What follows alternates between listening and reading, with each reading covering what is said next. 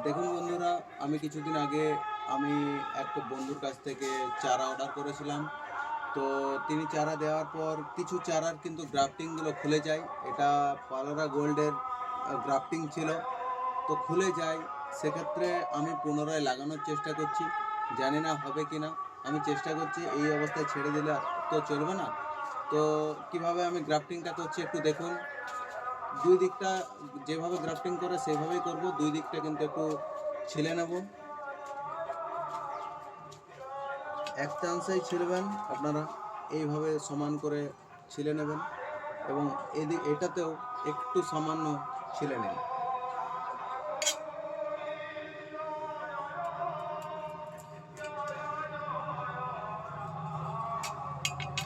সমান করে ছিলে নিলাম, দেখতেই পাচ্ছেন। এরপর এর বোন এর বোন আর এটার বোন একসাথে যেন পুরো লম্বালম্বিভাবে থাকে, তাহলে কিন্তু সহজে গ্রাফটিং হয়ে যাওয়ার চান্স আছে।